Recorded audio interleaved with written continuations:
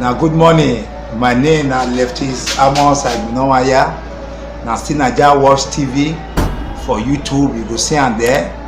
This Naija Watch don carry train come get many issues they discuss. This program other Naija Watch they call am one time Now I get some things wey dey happen for Edo State for Benin precisely. For communities wey dey complain for Benin say herdsmen dey worry us. Me don tell me I dey talk and say no be herdsmen dey worry us. Now our political leader, traditional rulers, opinion leader, na dem be our problem. Now why I dey tell una be say we some of us already know say the cow wey those malas, those Fulani people dey there, na our people, na dem get am. And we know that is why if you say who dey cause wahala make find solution for your problem no go ever get the head. As e happen lately for Benin last week here, a noge of Ugoneki Benin dey arrest the people. We dey use police dey deal with them because say they complain say herdsmen dey worry them and cow dey chop their things. Because say they complain protest, e come be offence wey they commit, e come use police federal agent dey harass the people. My brother dey here, my friend, we dey the same na troublemaker, we still dey with the same organization they call Edo Civil Society Organization. Im name na Leftist Owobu Osigbe. I carry am come here make come see two light about am because na man wey dey waka too na him be. Mr. Owobu, I don mention your name. Talk to my people here wey dey watch you for Naija Watch. My name no be Mr. O. My name no be Mr. O. I be leftist o. Okay. Now you go get Mr. Okay. We na leftist. We no dey bear that title. My brother, my people for us, una good morning, good afternoon, good evening. Anytime when you take watch am, na you say that the time when man take wake up, na him be morning. My brother for here, he don't talk everything finish. I don't know wetin me I wan come talk again. Anyway, they say anyhow they take dick rabbit, so far they kill and it really matter. Okay. For some time now, we don dey suffer for political and animal piggy hagger for Nigeria and Edo State in particular. As he don talk, the problem no be say na Fulani herdsmen na be our problem, or herdsmen na be our problem. Because Fulani na tribe for Nigeria, no be all Fulani dey rear cow. So na the herdsmen wey dey rear cow na be wetin we wan talk about today. Okay.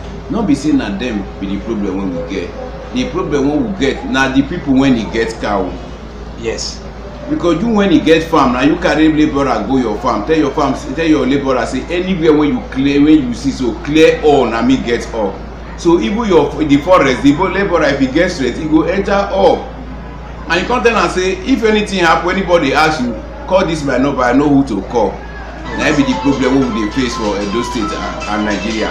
Yes. Because these people they are working, these herdsmen they work for people. They bring their cause say, since na this one be na profession, make una come dey rear this cow for me. But when you reach that place, in case anybody ask you question, see my number, make you call me. Then this now bring back us to Edo State. You think say na herdsman will fit buy cow of 200,000 for one, not to talk of 10, 20, 30, 40. No, na our traditional rulers. As this thing don talk reach, go reach Benue. Una don hear any traditional ruler when e don talk with? Or any politician when you don't talk with? Even some religious leaders, you see them when they talk with? No. So you see say na dem get the business. Because Edo say Benin say you can't ebonye gbegbe or bonye gbete ogenye. So who collect your thing, they help you defend and you go fit see am? No way. So the people who go dey address not be the herdsmen when they come work.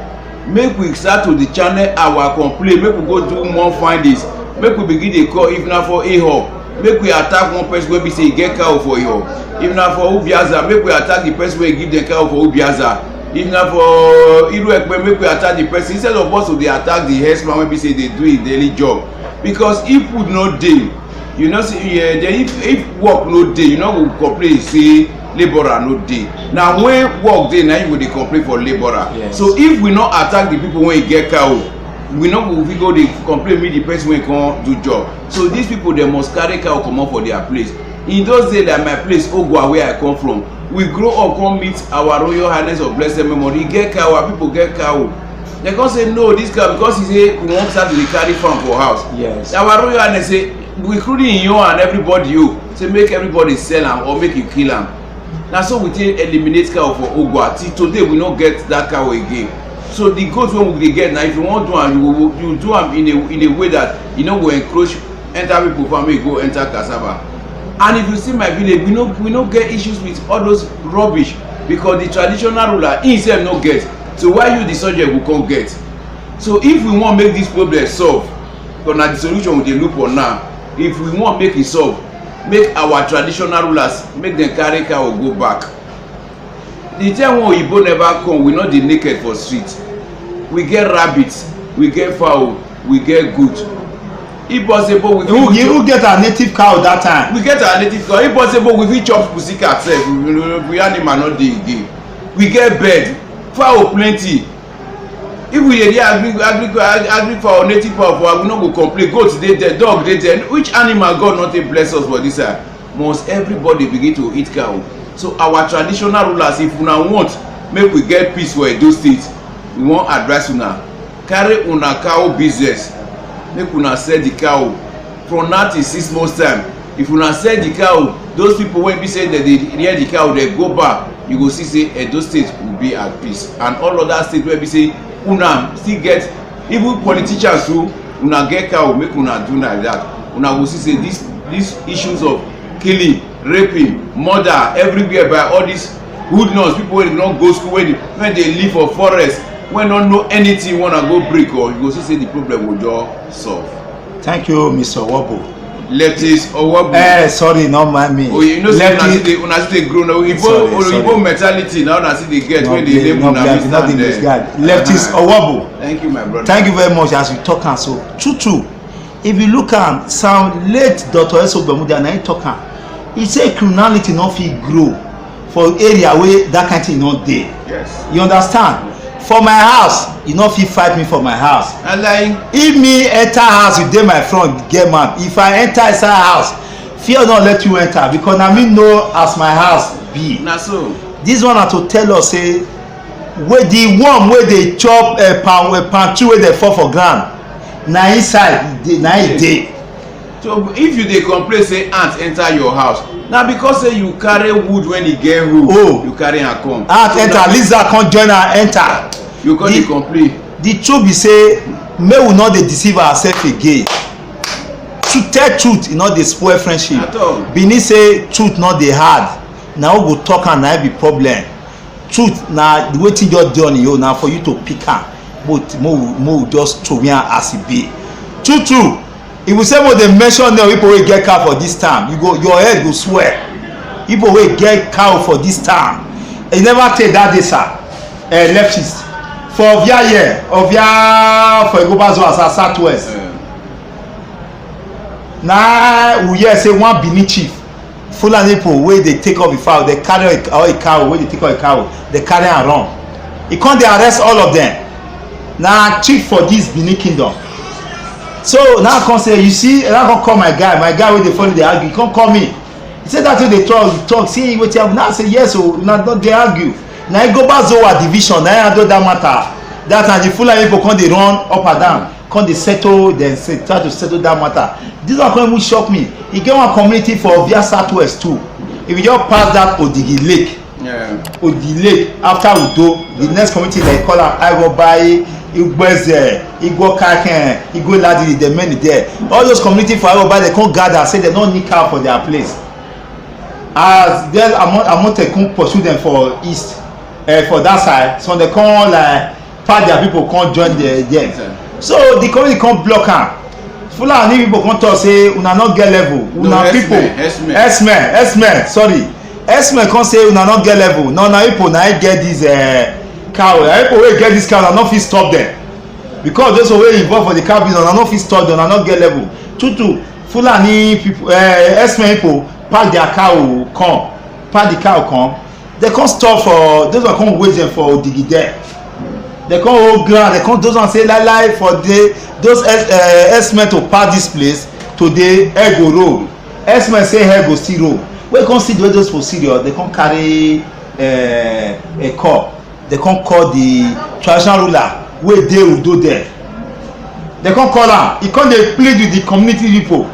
May allow those Esme go grace for their place for those their forest. Now those ones call the traditional ruler wey dey Udo there. He come dey tell the people say make they allow them use their community. Now all those village community say lai if you go give them Udo na your own. So you see am say you dey tie am who dey lose am and the child dey tell na say almost who and who for this Benin for this state na dem get cow. Herdsmen dey be only worker, dem go dey breed dem make dey take up cow for dem and dem dey kill our people put dem no dey talk put e no concern dem. And before dem come at times dem go see when the oga wey get the community don give the order, they look all those subjects like pork pie, like otan. Now they take dey look dem, they no value dem to be anything at all. That is why I dey tell una say na we Benin, na we dey kill ourselves because of money. Na we bring those people come, those herdsmen make come dey kill our people because na we get cow. Make we go do statistics of who get cow. You see say na our politician, traditional ruler, other businessmen for this town for Edo. No be stranger get cow wey there out of 100%. The always stranger get e no reach 15%. Lecture Wabo, that one me know say you dey street for that one. Na lie talk. You no talk lie. Na wetin we just talk. Una see say people go say we too dey do tatafo. No, we when e dey street, wetin our ear and our eye dey see na we dey talk. Those who get ear make dem hear. Those when e get reasoning faculty, when you no just look say wetin these people dey talk, pick sense out of every nonsense when we talk. Yes. So we wan advise. You see wetin my brother don talk now, say na our traditional ruler. You can imagine something. No be only traditional ruler, politicians. Na you wey be say your subject, if no be say you come from abroad, no be say you dey live for abroad, you dey read daily for the past how many years now. This thing wey dey talk say never reach 2 months when this thing happen, so you dey read how many years now herdsmen don dey kill people. Then you come get the mind how much they give you, come be say your subject when be say you go take dey proud, you dey beg dem say make dem allow stranger murderer make dem enter your community. How much they give you to the detriment of your subject wey be say tomorrow night dem go come greet you, if you wake up na dem go come meet you. And these people when you say make dem give dem bush, na bush dem dey stay. How much be the life of your subject compared to wetin dem give you? So my people, make we begin go dey, instead of us to go dey attack herdsmen, make we go dey attack the people when e get this cow. If we dey attack them, by so doing, by all of them, they will come comot hand for this cow business. If not, we will be like say, well, instead of what to cut the root of tree, they cut am for the leaf. At the end of the day, the tree will still come up. The only solution, and carry your people, make una go find, ask them, these herdsmen, they are ready to tell you the truth. See who get this cow, our own, they get how much they pay us here, won't they take good care of this cow. Yes. So when anything happen, instead of una to go dey attack herdsmen, make una go attack that man. Say na you carry wood when e get who enter our house, when yes. Say lizard and cockroach and every other thing, the snake come dey enter our house. So when una attack that man, you go tell the person wey dey work for us, say pack the firewood and everything, pack and make we go, make we get peace. Na be the only bye when we get to talk for here now. My people who get here, me here. Una do well. Make me I to am small. You see am say when fowl don reach, cry don reach fowl body, the owner go follow am cry. This one me I no fit deceive myself because me see say this our land Benin, Edo State. People no dey like talk to because of small yam and small plantain. Fela say we dey die, we dey smile, suffering and smiling. Me no fit dey smile for inside suffer. Na only truth na e go save us. And as they say wood na open conscience, na open wound. They say na only truth na e dey heal am. We don lost sisters, they don rape our mama, don rape our sister, don slaughter our brothers and sisters in cold blood. So many things wey happen. Now we no fit close eye again because say one person get power, na so e be. My brother, na God create all of us. We are all equal before Almighty God. If you give God give position, no reason protect me. Your position na to come kill your people. Na people wey die or wey dey disabled, na you wan preside over. That na question wey you go ask yourself as leader. Any person wey God give position, may him take care of the people wey e no do. And back to this one or the enoge of Ugoneki wey dey harass the people, federal agent. dey harass im own people wey be subject. May I wan beg our royal father, our most respected royal father, the Oba of Benin, may he talk to, we dey send SOS to am, may he talk to am, may he put am in, may he talk sense into him head, may he know say the people there, he supposed to protect those people and those people go protect am. Say na just one single person, he no fit fight those people alone. May he talk to am, may he use him power well, because we know say ewo nyawo oge ajewo na they no fit give you land. May you preside over, may you come turn out to come dey harass the people. Also dey beg the honourable governor of Edo State, Governor Obaseki, may he make sure say investigate that matter of Ogigo before he come split over, come enter another community. Because when you press people too much, me I tell una, when you too oppress people, oppress them, they dey vex. One small thing wey no reach anything, when e blow, where e go end, e no go end o. So when you dey oppress people, also dey use sense, because even goat wey no get it, you press am push am to wall, e go turn back, you go clear road for am. Na so the matter be for Nigeria world. Electricity work, but if you get small wey you wan say adjourn, because no get much to talk again. My brother, how many so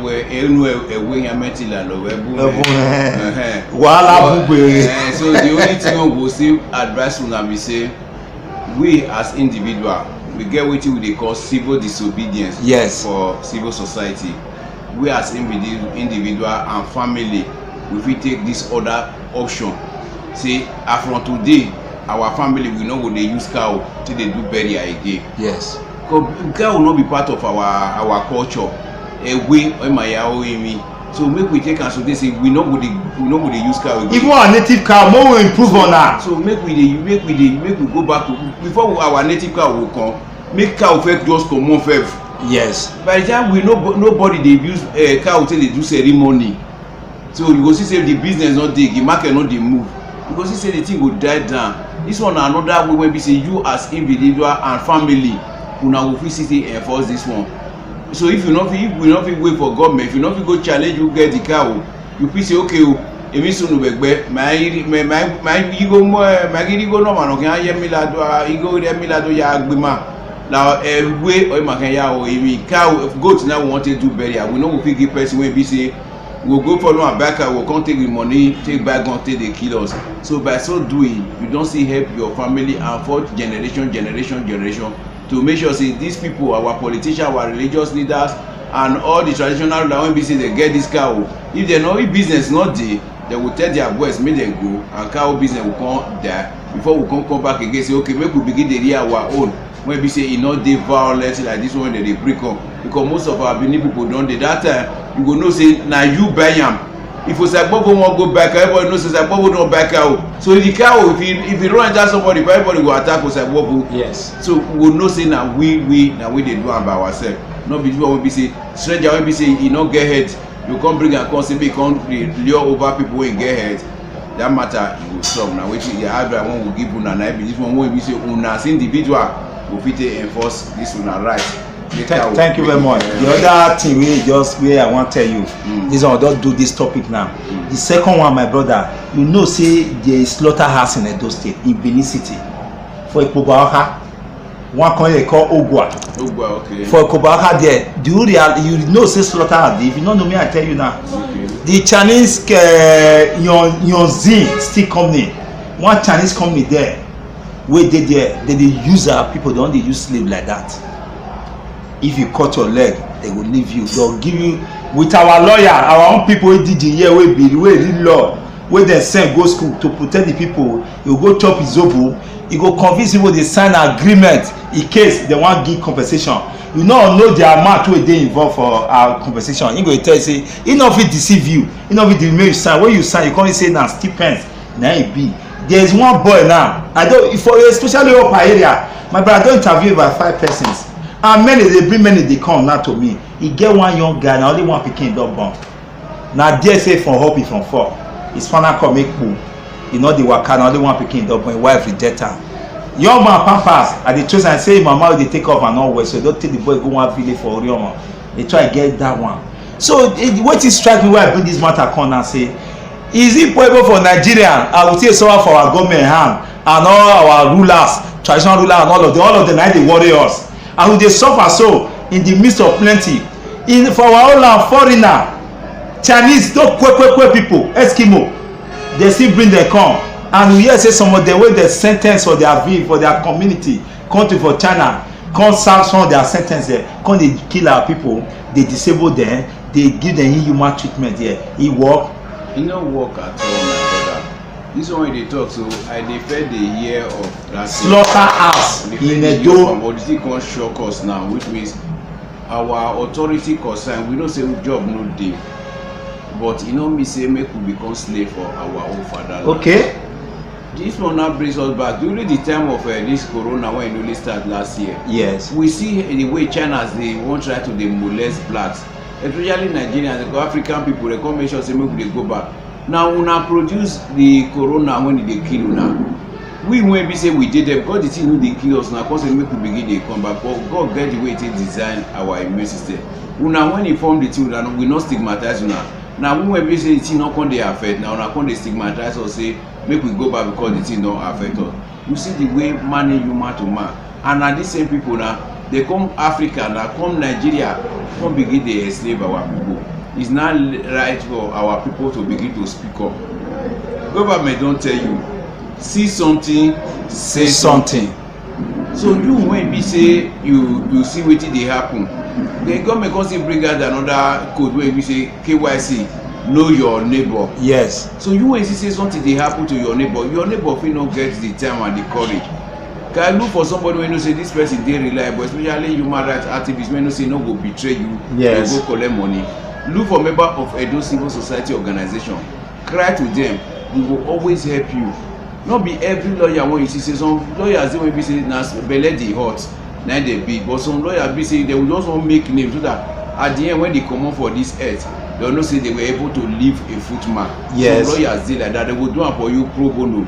They just want you to be at peace. Once they get justice for you, they are at peace with themselves. Yes. So we will still help you, direct you to such lawyers if e be say e comes to legal term. So for those our brothers wey be say in the name of say you be lawyer, you know say this thing na abnormal. Somebody dey bring Arabic come for me, make me take sign something, and you know say na abnormal. You as a lawyer, you no fit advise am. Na you come worse pass the person wey be say he sign that thing. Even deceive your brother because the moizobo dey collect from those companies. Because that money wey you dey chop, so if at the end of the day we come find out all this evidence, you know say there are rules wey dey guide you. We go report you to the Nigeria Bar Disciplinary Committee. That time they come know say then they go take action against you. That wetin oyibo dey call premeditated. You don already know say this thing na bad thing because of the zobo. How much Chinese man dey pay you when be say you go come take enslave your brother? You no go French, then you dey rest something in French because you be their lawyer. You no fit advise them say my people, this one na dey talk, so we na pidgin na we dey able dey speak. Yes. We no sabi this na legal this one. So we get our own Niger Delta we want to dey speak our own. See guy, make una translate this thing for pidgin, make our people wey want to work. If they say they no fit translate, you help them translate am, or you give them the conventional English rather than you carry them go wetin I go call abadabiti.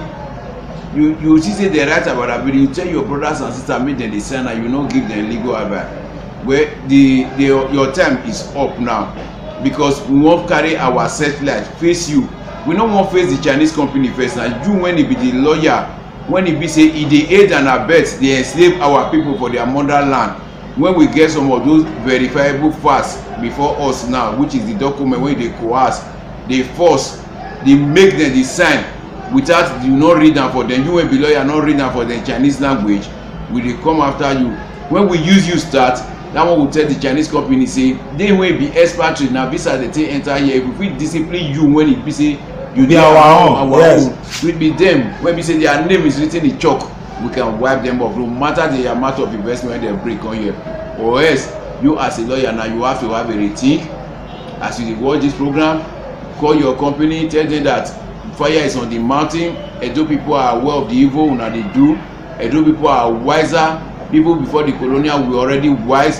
Say this one wey dey tell them make dem dey use Chinese, say they really right to say make they look for Chinese person wey go translate am for you in English so that you go document am before our people go sign. If you no do this one, from now till a few months time, nemesis will catch up with you from Edo Civil Society Organization. Leftist Owabo, may I tell you, this color, this our color now. Me no know whether I go take create am because bless say he get as he be.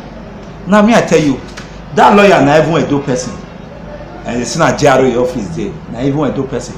Now he also shock you say our security agent, soldier and police, our own. Wey Nigeria security agency, soldier and police, wey would they use our tax money they pay, go carry Chinese man go call am, he go call am for a Nigeria brother, he go beat am. The soldier, Nigerian soldier, will they tell fellow Nigerian man and police, they tell their Nigerian person, say, you think we come here come protect you? Now the Chinese will come protect. They go carry them, beat them, put them for poto make them the road for there. No, I dey tell you this one now because why? I will still bring my number come for this program. Now I still get over 5 persons wey I wan interview again. And who don suffer am? E get one boy wey rod dey side body now, one Calabar boy. E rod dey side body now. Dem no fit remove the rod. Say if they remove am, e go die. Once you get injury, dem lay you off. Now the striking story, sir, be say they say at time wey official government wan come. They hear say they wan come, they'll pack all the worker like sardine, they'll go lock them one place. Those are come inspect waka comot. When they waka comot, they go they kick all of them. They kick all of them. They kick them, they beat them to come start working. They work, they enslave them. Now in that area, my brother, what is wrong? Because me no say for anywhere where we don't see no, wait me don't see no. You must your first thing not to loyal to your constitution, to protect the lives of your people. Now you carry your people go put poto. That can be one again. They say they want pay salary. They know they pay them when month end. They go roll off to the next month on the 15th, half of the new month. Before they pay you on the 14th, they say get one place they do. They go like how to carry money. They do cantation. They will burn out. When they burn the money for on the 15th, before they'll come pay. So now the awareness now where they try say. If you know say your people he work for that place, they do one like that, he disable, he cut leg, he cut hand, anything happen to am, more than no other any longer, he can one collect una. Edo society don ready for them because we say until the last man they free am, una say una no go rest until the last man is free. We not gree for our land. He can get many things where they fight us. And before this program end, I go bring numbers come out and I will call. In case any of that person will get that thing, will they profile all of them? Because now evidence before me, now I will know. So far so good now. We don't get by 5. If by 5 still day road now, we want still interview. Hey, Lecturer Owabo, you just see all those kind of matter. It's not strange to me because even for Benin here now, Benin man said no gree said land to your brother. So it's not strange to me. And that community get a no gay. That same community, there's a no gate there, and they say the pollution there not be small. So make just small life for that one. My brother, because before masquerade dance for outside, we dey dance for our house now. Brother, as you just talk, the thing not this strange. Yes. Do you know that about 2 years ago during that election, and they listen to a radio program, now people call for Guinness, say they not let them go vote for inside Nigeria. You not let Nigerian citizens go perform a civic right. They lock them put for company. They lock them. Now Guinness as they tell you so. Okay. So wetin this Chinese company don't do, they copy from wetin Guinness already for them. Okay, may I even tell. And even cruise 7up, which they do our people. Okay, may I tell you that before you continue, may you flow this one. You also know during COVID last year, that lockdown, they seized Nigerian workers. Nigerians were working there. They locked them into their inside their company. They not allow them go out. With the help of our security men. The matter can't reach the floor of House of the Green Chamber, House of Representative. They can't give marching order to Inspector General Police. May go investigate that matter. Pele mommy result not come because they say when you go there they carry money give our people will shut up. Now the people they lock their people inside. Now all of them come gather, come go march go that company. You understand? Like that civil disobedience. now they tell you open the company, allow those people come house. Just as you talk for Guinness so just now. I'm sorry for interrupting you. No wahala. So as we don't talk now, advocacy now don't start now. Yes.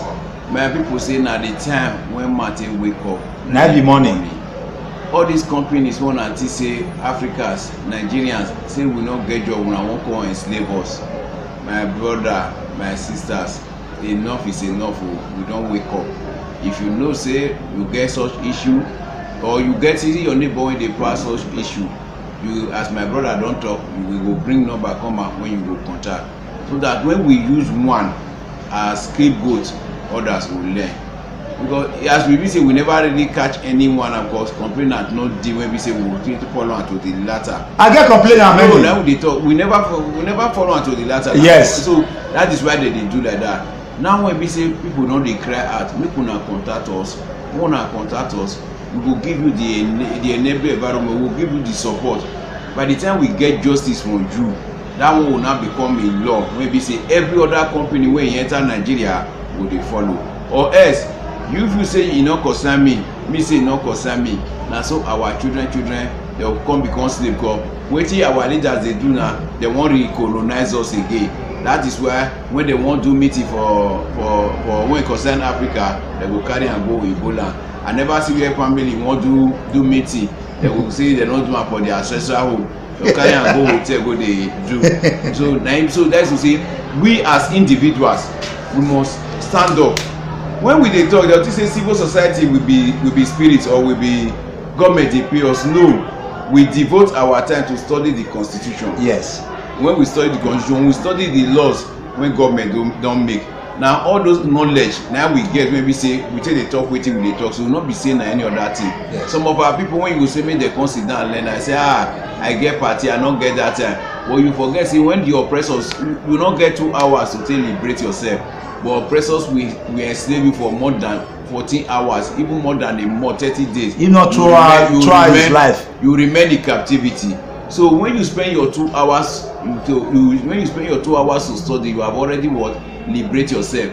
All you need information first. When you get the information, all you now do is to enforce the information you have gotten. And wetin dey make us civil society when we say we dey craze for street, when we see wetin not good we go talk, when we see wetin good we go talk. But people will say we be troublemaker, we not be troublemaker. So those of una wey dey pass through all these things, so when Chinese people dey do, we happy, we dey beg una now, because they say na when iron dey hot na dem dey bend am. As we don dey happy to una now, make una cry come meet us.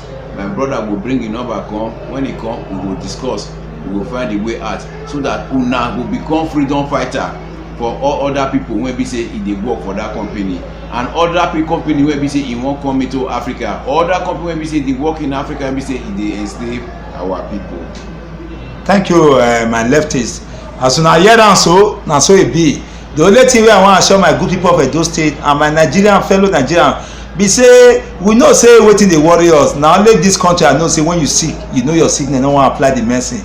But apart from that, all of us wait. If the people no wait, e no get how we take comot for where we dey. Na to stand for our feet, continue to ask question.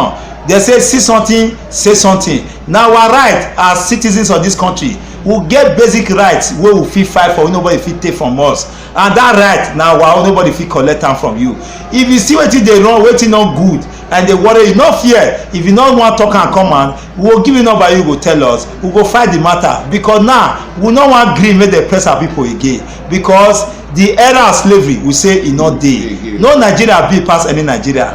Now when you know that one, now you know say e don arrive. No let dem say na power. Even the Bible wey we dey read say for book of Acts, e say study and make yourself approve. Even for Quran, e even talk am book of Surah. So e say knowledge as far from here to China, make you go get am, because na knowledge na be power. Na that knowledge na make us stand today. If dem no fit press us anyhow. For that Chinese people and those people wey dey oppress people for Benin, but you wey get cow wey say na you get this land, say na you go dey kill your own people because say God don still bless you. The story e don dey change because the awareness of people don dey rise.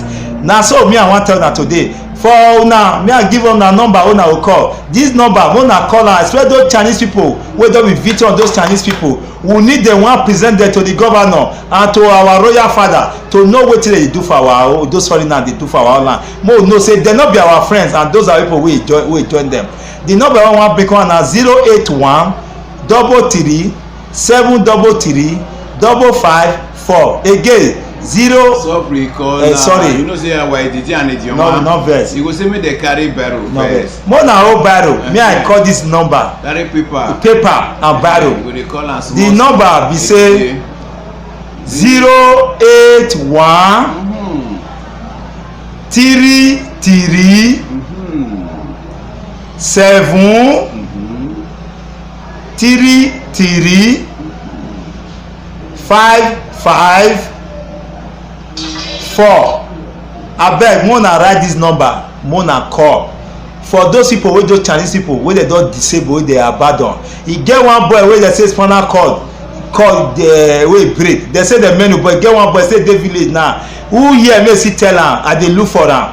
We wan collect dem because Nigeria na our own. We no go gree again. Na here me I call this waka today wey Naija train still carry their train come this side today. Na here we end this movement today. My name remain Leftist Amos Agbinowaya wey stand gidigba for here for Naija Watch. Una do well o. Wave dem. My people, we miss una o. Edo must better. Yes, we go start from our, we know say Nigeria go good but we go start from our house. Na so e be.